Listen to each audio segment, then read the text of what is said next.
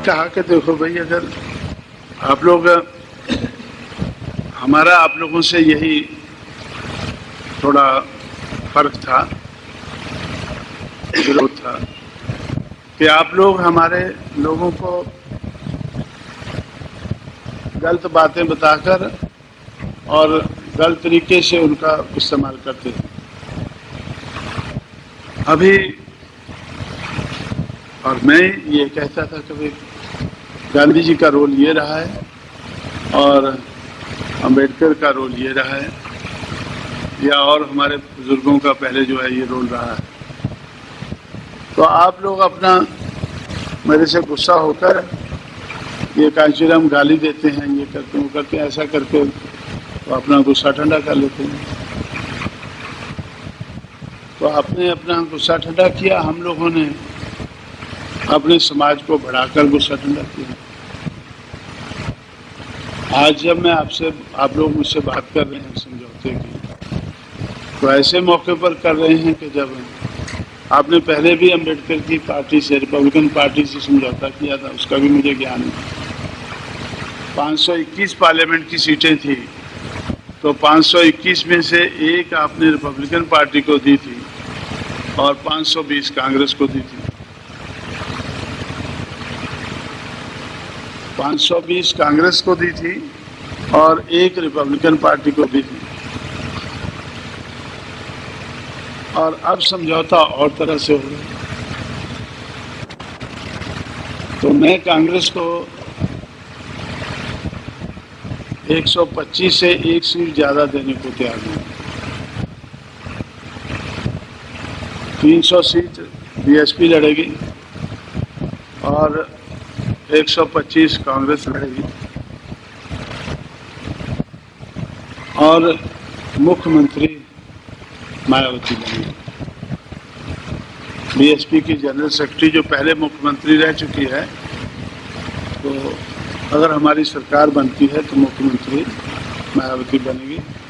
ये सारी चीजें पहले तय हो जानी चाहिए।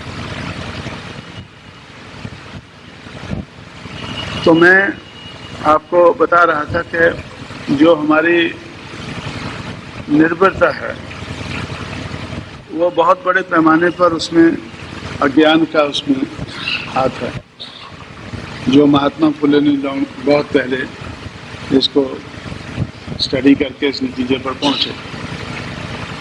तो आज भी किसी और तरीके से हमारे समाज को अज्ञानी रखा जा रहा है। हमारे समाज को आज तक भी अज्ञानी रखा जा रहा है। तो लेकिन तरीका बदला है। आज वो ये तो नहीं बोलते कि तुम पढ़ो ना, लिखो ना। पढ़ना लिखना तो ठीक है, लेकिन उसके अलावा ही इतिहास को ही तोड़ मरोड़ कर पेश किया जाता है, क्योंकि पेश करना उनके हाथ में है।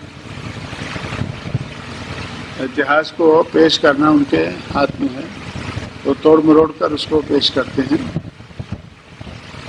जैसे लोगों को प्रभावित करने के लिए भी कांग्रेस ने देखो क्या किया। डॉक्टर अंबेडकर को चुनकर कॉन्स्टिट्यूएंट असेंबली में भेजा, ड्राफ्टिंग कमेटी का चेयरमैन बनाया, और तब वो किस लिए बनाया कि वो आपके लिए अच्छी अच्छी चीजें लिख सके। असलियत तो यह है कि आपने पूरी कोशिश की कि वो असेंबली में पहुंच ही न सके, वो ना पहुंच सके, उनकी नेचर के दूसरे लोग ना पहुंच सके। इसलिए आप लोगों ने डॉक्टर अंबेडकर को पूना पैक्ट साइन करने पर मजबूर किया। तो डॉक्टर अंबेडकर से जब लोगों ने पूछा, प्रेस वालों ने पूछा, तो ये पूना पैक्ट आपने साइन किया है, तो आप क्या इससे सेटिस्फाइड हैं?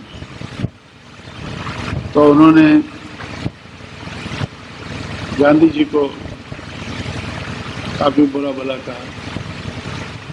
I don't call him a Mahatma, he is not even a human being.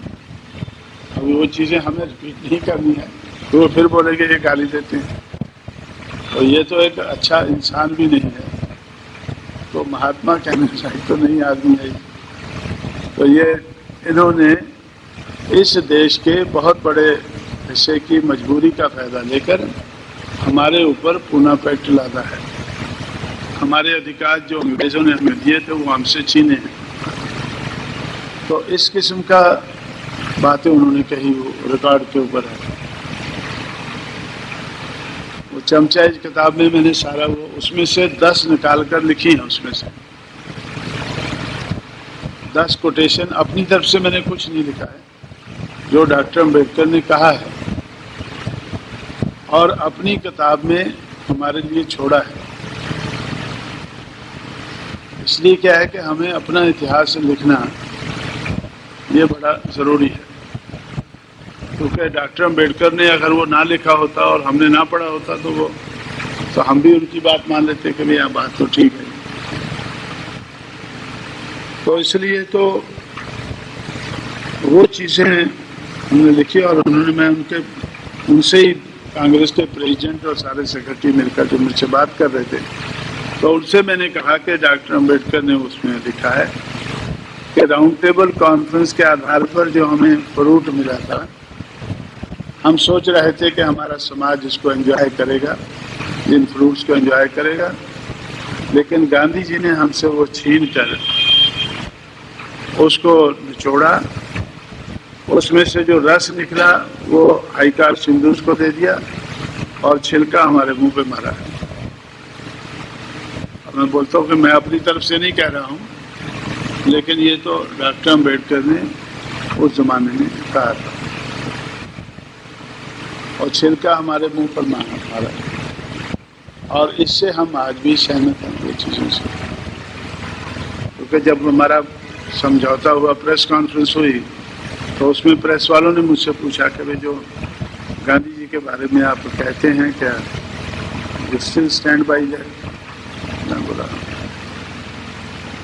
आज भी वो सही है।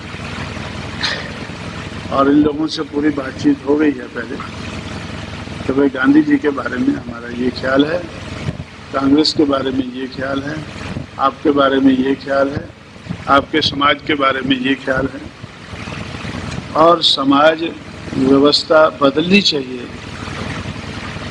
तो अगर आप लोग हमारे साथ मिलकर चलना चाहते हैं तो ये एग्रीमेंट में होना चाहिए कि सामाजिक परिवर्तन ज़रूरी है और हम सामाजिक परिवर्तन के लिए हम भी संघर्ष करेंगे। जो नरसिंह राव ने पढ़कर सुनाया उसमें एक पैरा सामाजिक परिवर्तन के ऊपर।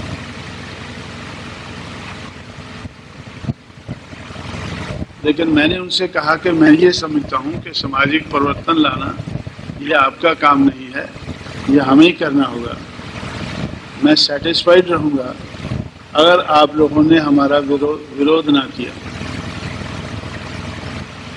मेरी कोई इतना बड़ा मैं आपके ऊपर नहीं लादना चाहता हूँ कि आप सामाजिक परिवर्तन लाएंगे। जब हम सामाजिक परिवर्तन के लिए संघर्ष करेंगे तो आप लोग उसका विरोध नहीं करेंगे। लेकिन उन्होंने राइटिंग में कमिट किया है कि हम सामाजिक परिवर्तन के लिए संघर्ष करेंगे।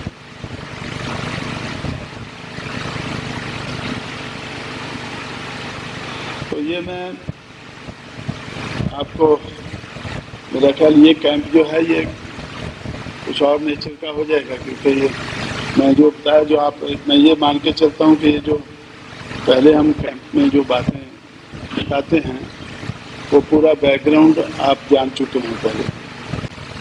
जैसे लोगों को प्रभावित करने के लिए भी कांग्रेस ने देखो क्या किया, डॉक्टर अम्बेडकर को चुनकर कॉन्स्टिट्यूएंट असेंबली में भेजा, ड्राफ्टिंग कमेटी का चेयरमैन बनाया, और तब वो किस लिए बनाया कि वो आपके लिए अच्छी अच्छी चीज़ें लिख सके। असलियत तो यह है कि आपने पूरी कोशिश की कि वो असेंबली में पहुंच ही न सके, वो ना पहुंच सके, उनकी नेचर के दूसरे लोग ना पहुंच सके। इसलिए आप लोगों ने डॉक्टर अम्बेडकर को पूना पैक्ट साइन करने पर मजबूर किया। तो डॉक्टर अम्बेडकर से जब लोगों ने पूछा, प्रेस वालों ने पूछा तो ये पूना पैक्ट आपने साइन किया है, तो आप क्या इससे सेटिस्फाइड हैं? तो उन्होंने गांधी जी को काफी बुरा भला कहा। I don't call him a Mahatma, he is not even a human being. अभी वो चीजें हमें रिपीट नहीं करनी है, तो वो फिर बोलेंगे ये गाली देते हैं, तो ये तो एक अच्छा इंसान भी नहीं है, तो महात्मा कहना चाहिए तो नहीं आदमी है। तो ये इन्होंने इस देश के बहुत बड़े हिस्से की मजबूरी का फायदा लेकर हमारे ऊपर पूना पैक्ट लादा है। हमारे अधिकार जो अंग्रेजों ने हमें दिए थे वो हमसे छीने हैं। तो इस किस्म का बातें उन्होंने कही, वो रिकॉर्ड के ऊपर है। वो चमचा इस किताब में मैंने सारा वो उसमें से 10 निकाल कर लिखी हैं। उसमें से 10 कोटेशन अपनी तरफ से मैंने कुछ नहीं लिखा है, जो डॉक्टर अम्बेडकर ने कहा है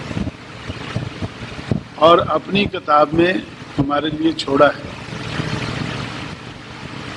इसलिए क्या है कि हमें अपना इतिहास लिखना ये बड़ा ज़रूरी है, क्योंकि डॉक्टर अम्बेडकर ने अगर वो ना लिखा होता और हमने ना पढ़ा होता तो हम भी उनकी बात मान लेते कि भैया बात तो ठीक है। तो इसलिए तो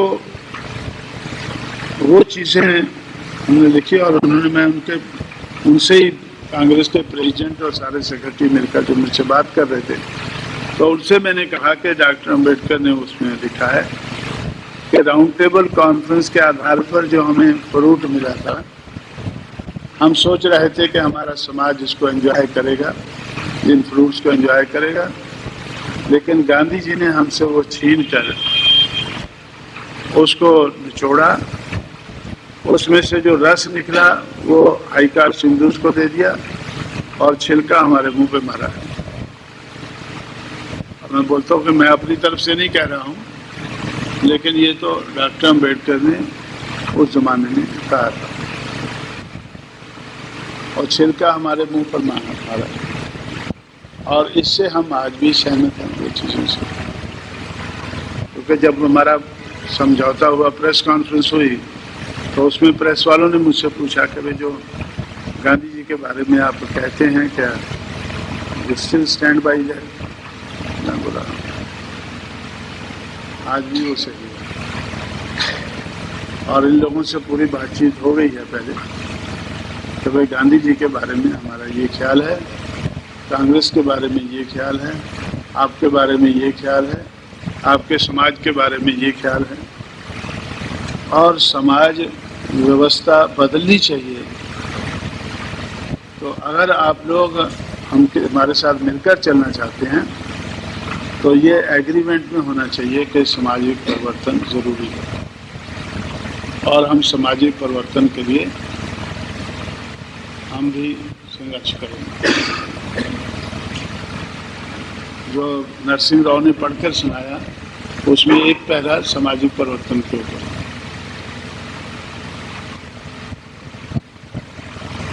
लेकिन मैंने उनसे कहा कि मैं ये समझता हूँ कि सामाजिक परिवर्तन लाना ये आपका काम नहीं है, ये हमें ही करना होगा। मैं सेटिस्फाइड रहूँगा अगर आप लोगों ने हमारा विरोध ना किया। मेरी कोई इतना बड़ा मैं आपके ऊपर नहीं लादना चाहता हूँ कि आप सामाजिक परिवर्तन लाएंगे। जब हम सामाजिक परिवर्तन के लिए संघर्ष करेंगे तो आप लोग उसका विरोध नहीं करेंगे। लेकिन उन्होंने राइटिंग में कमिट किया है कि हम सामाजिक परिवर्तन के लिए संघर्ष करेंगे।